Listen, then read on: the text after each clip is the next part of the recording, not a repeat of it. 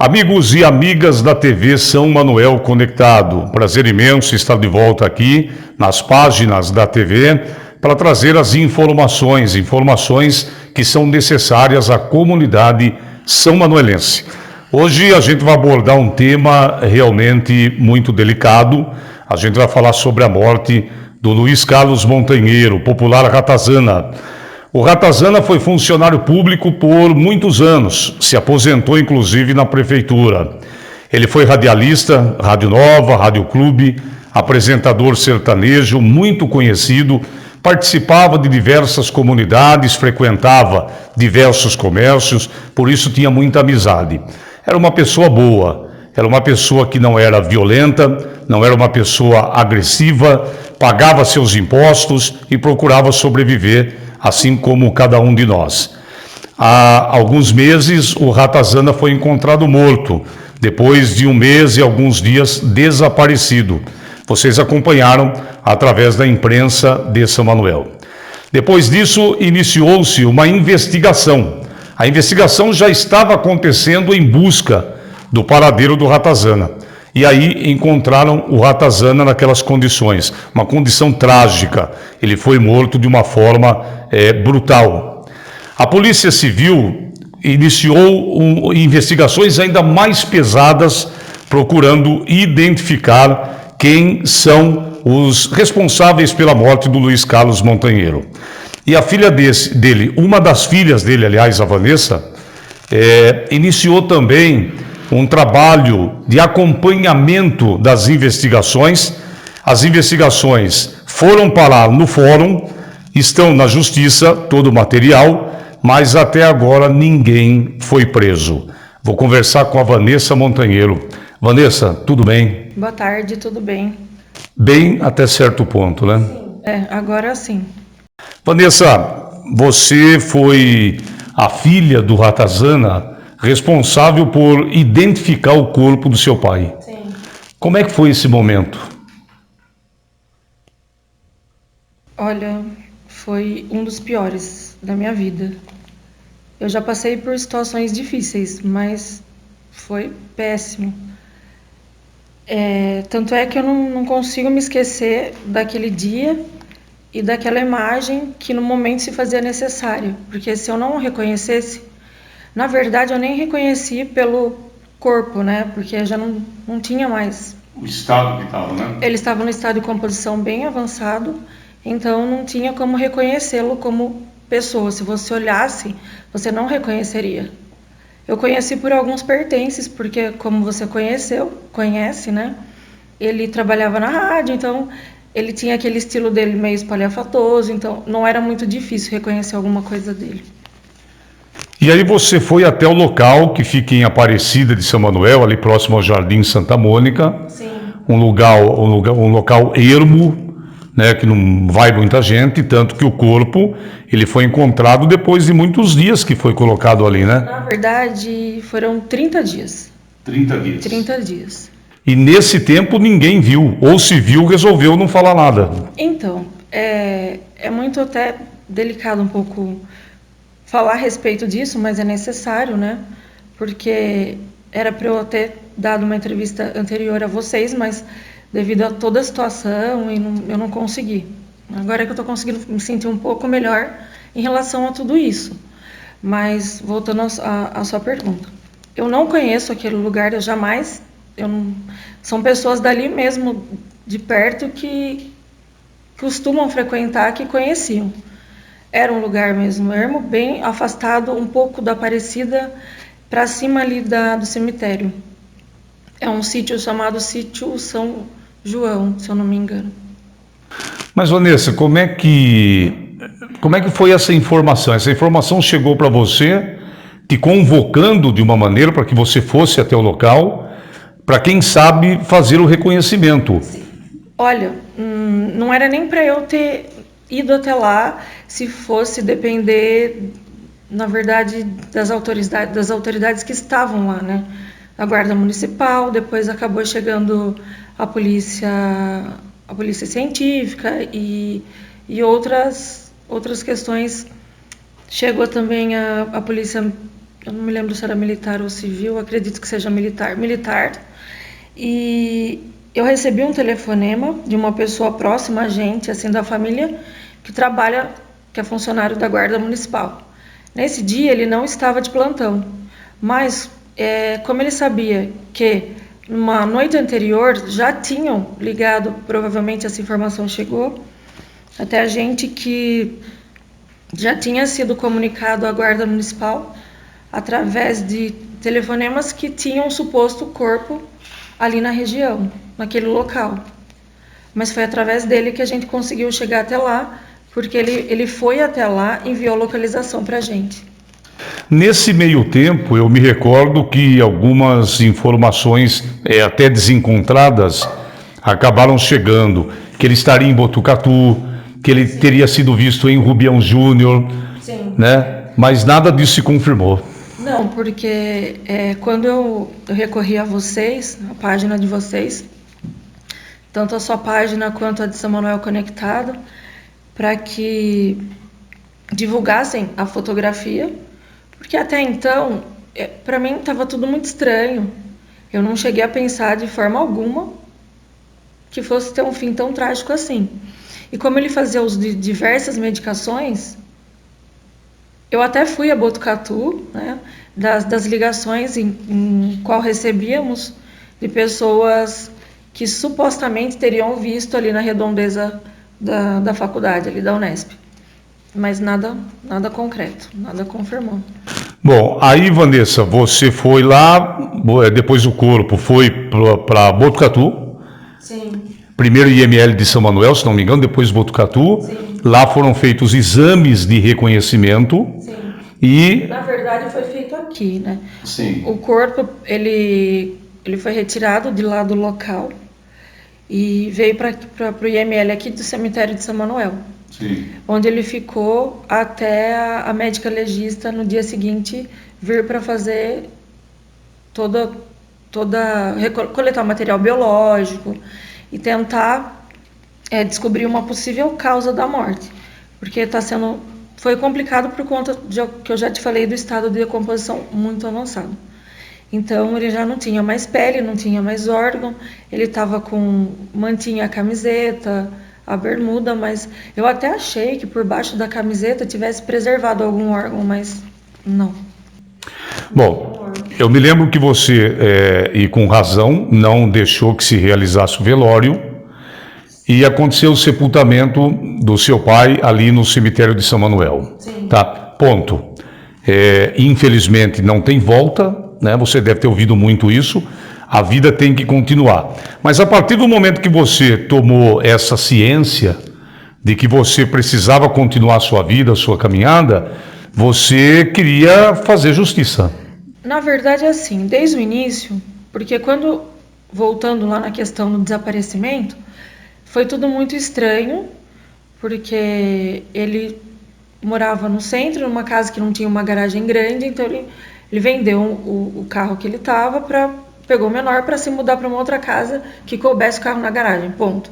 Fazia 14 dias que ele tinha se mudado para esse outro lugar e nós estávamos até na praia, não estava aqui, nós íamos viajar. Eu fiquei sabendo que ele estava desaparecido porque a gente se comunicava, mandava mensagem, mas ele ficava 2, 3 dias sem mandar e depois mandava de novo.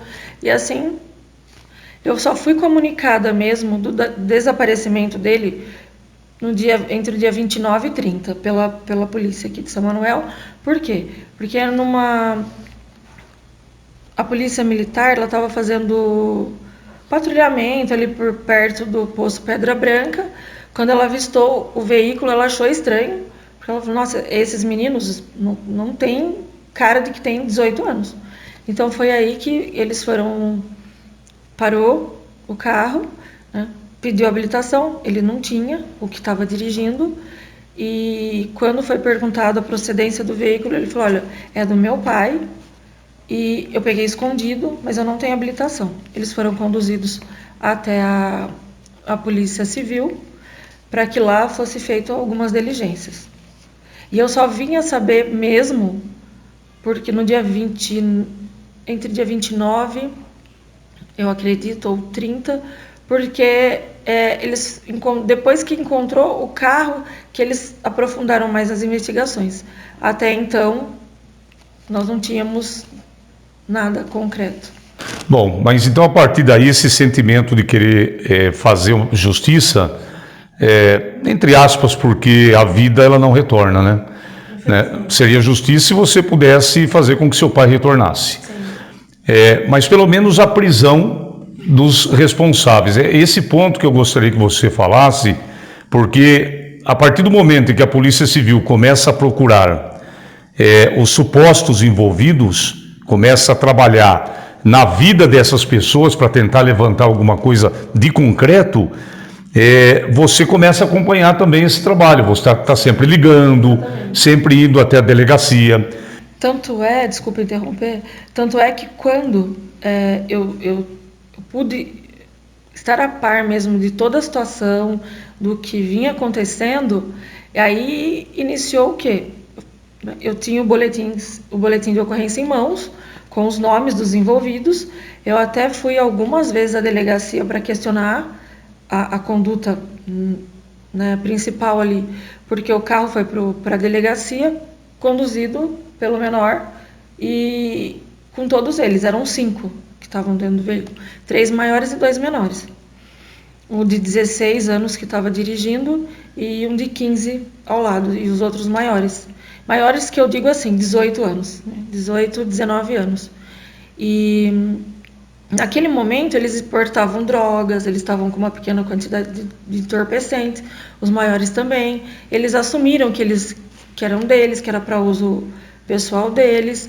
E nesse momento o carro do meu pai foi para o pátio. E ainda por cima o policial multou.